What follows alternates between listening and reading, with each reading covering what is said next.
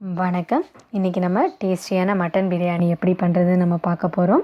நான் இன்றைக்கி சீரக சம்பா அரிசியில் தான் பண்ண போகிறேன். 2 கப் அரிசி எடுத்து ஒரு 2 வாட்டி வாஷ் பண்ணிவிட்டு 1/2 அன் ஹவர் ஊற வச்சுருக்கேன். இப்போ இதை பண்ணுறதுக்கு என்னென்ன பொருள் வேணும்னு பார்த்துடலாம்.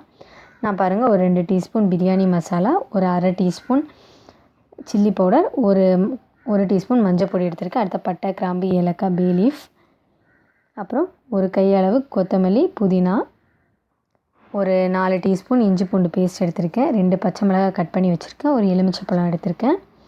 அப்புறம் ஒரு டீஸ்பூன் கரம் மசாலா, ஒரு டீஸ்பூன் பெப்பர் பொடி எடுத்திருக்கேன். 1/2 கிலோ மட்டன் கழுவி எடுத்து வச்சுருக்கேன். 2 டீஸ்பூன் தயிர், 2 பெரிய வெங்காயம் கட் பண்ணி வச்சுருக்கேன், 2 தக்காளி, அப்புறம் அரிசி 2 கப் அரிசி எடுத்திருக்கேன், சீரக சம்பா அரிசி. இப்போது இதை பண்ணுறது எப்படின்னு பார்த்துடலாம். ஃபஸ்ட்டு நம்ம மட்டனை வேக வச்சுக்கலாம். அதுக்கு ஃபஸ்ட்டு குக்கரில் நம்ம எடுத்து வச்சுருக்க மட்டன் போட்டுடுறோம். அது கூட ஒரு 2 டீஸ்பூன் இஞ்சி பூண்டு பேஸ்ட், 1 டீஸ்பூன் பெப்பர் பவுடர், அப்புறம் 1 டீஸ்பூன் மஞ்சள் பொடி, தேவையான அளவு உப்பு,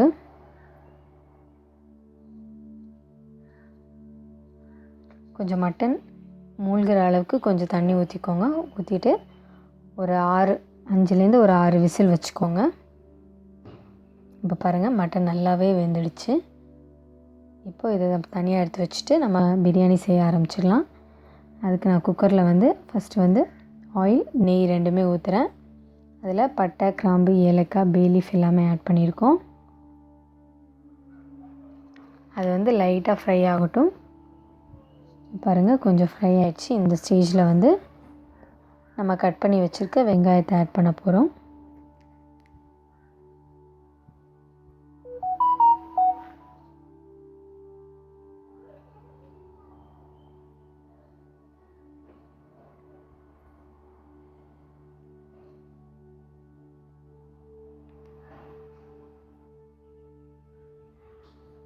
இப்போது வெங்காயம் நல்லா வதங்கட்டும். நல்லா கிளறி விட்டுக்கோங்க.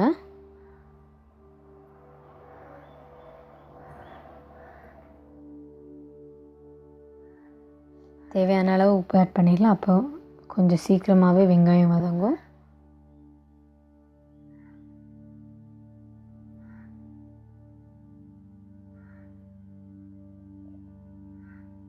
இப்போ பாருங்கள், ஓரளவுக்கு வதங்கிடுச்சு. இந்த ஸ்டேஜில் நம்ம மிச்சம் இருக்க 2 டீஸ்பூன் இஞ்சி பூண்டு பேஸ்ட், அப்புறம் நம்ம கட் பண்ணி வச்சுருக்க பச்சை மிளகாவையும் ஆட் பண்ணிடலாம். ஆட் பண்ணி நல்லா வதக்கிக்கோங்க. இஞ்சி பூண்டு பேஸ்ட்டோட பச்சை வாசனை போகிற வரைக்கும் நல்லா வதக்கிக்கலாம்.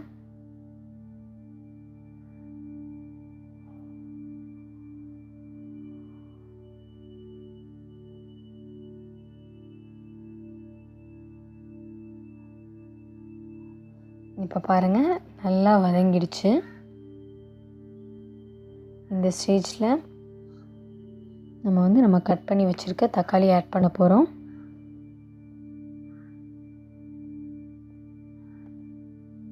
தக்காளி ஆட் பண்ணி நல்லா வதக்கிக்கோங்க.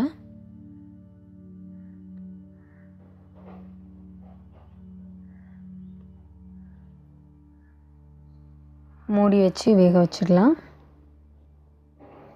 தேவையான அளவு உப்பு தேவைன்னா போட்டுக்கோங்க.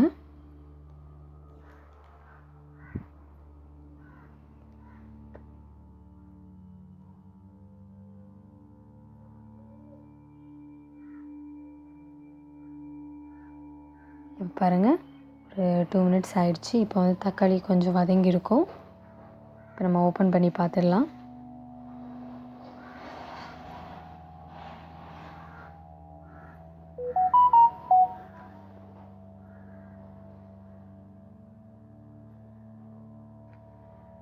இப்போ பாருங்கள், தக்காளி வதங்கிடுச்சு. இந்த ஸ்டேஜில் நம்ம எடுத்து வச்சுருக்க மசாலாலாம் இதில் ஆட் பண்ண போகிறோம். பாருங்கள், 1 டீஸ்பூன் மஞ்சள் பொடி, 1 டீஸ்பூன் மிளகாத்தூள், அப்புறம் நம்ம எடுத்து வச்சுருக்க 2 டீஸ்பூன் பிரியாணி மசாலா எல்லாமே ஆட் பண்ணிடலாம்.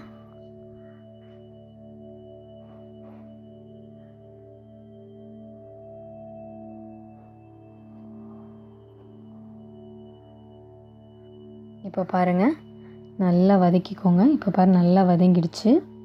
இந்த ஸ்டேஜில் வந்து நம்ம எடுத்து வச்சுருக்க ஒரு 3 டீஸ்பூன் தயிர் இதில் ஆட் பண்ண போகிறோம்.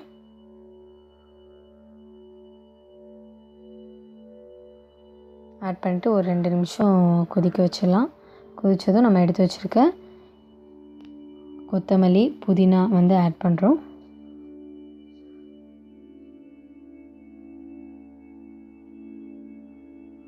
அதையும் ஒரு வாட்டி நல்லா கிளறி விட்டுக்கோங்க.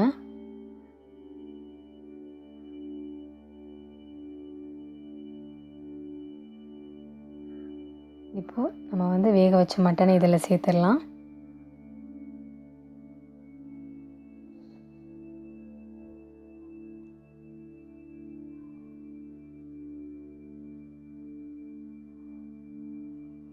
மட்டனை சேர்த்துட்டு நல்லா ஒரு வாட்டி கிளறி விட்டுக்கோங்க.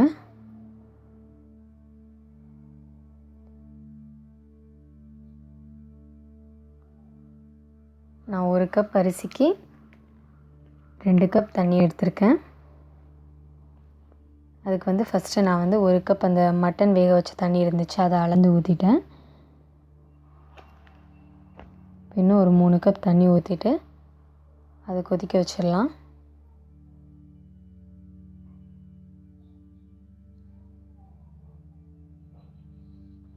பாருங்கள், மூடி போட்டு நல்லா கொதிக்கட்டும். இதுதான் நம்ம லாஸ்ட் ஸ்டேஜ். பிரியாணிக்கு ஏதாச்சும் உப்பு ஏதாச்சும் தேவைன்னா இந்த டைமில் ஆட் பண்ணிக்கலாம். ஆட் பண்ணிட்டு நல்லா கிளறி விட்டுக்கோங்க.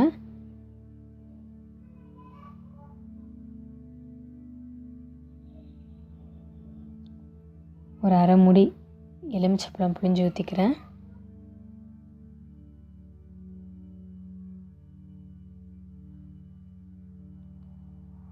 இப்போ ஒரு வாட்டி கிளறி விட்டுக்கோங்க.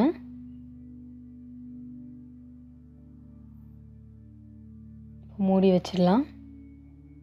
பாருங்கள், ஒரு 3 நிமிஷம் ஆயிடுச்சு. நல்லா தண்ணி கொதிக்க ஆரம்பிச்சிடுச்சு. இந்த ஸ்டேஜில் நம்ம ஊற வச்சுருக்க சீரக சம்பா அரிசி வந்து இதில் போட்டுடலாம்.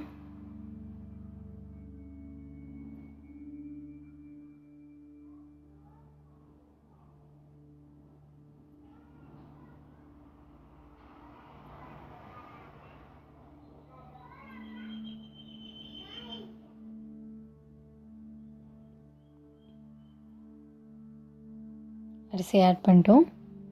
ஒரு வாட்டி கிளறி விட்டுட்டு நம்ம குக்கரை மூடிடலாம். குக்கரை மூடிட்டு நான் ஒரு 2 விசில் விட்டுருக்கேன். பாருங்கள், பிரியாணி ரெடி ஆயிடுச்சு.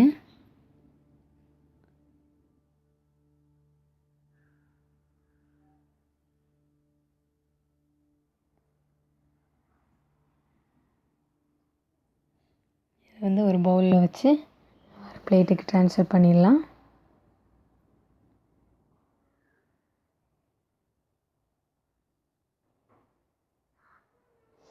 இப்போ பாருங்கள், டேஸ்டியான மட்டன் பிரியாணி வந்து ரெடி ஆயிடுச்சு. நீங்களும் இதே மாதிரி வீட்டில் செஞ்சு பாருங்கள், சூப்பராக வரும். செஞ்சு பார்த்துட்டு எப்படி வந்துச்சுன்னு மறக்காமல் கீழே கமெண்ட் பாக்ஸில் கமெண்ட் பண்ணுங்கள். இந்த வீடியோ உங்களுக்கு பிடிச்சிருந்துச்சுன்னா லைக் பண்ணுங்கள். மறக்காமல் சப்ஸ்கிரைப் பண்ணுங்கள்.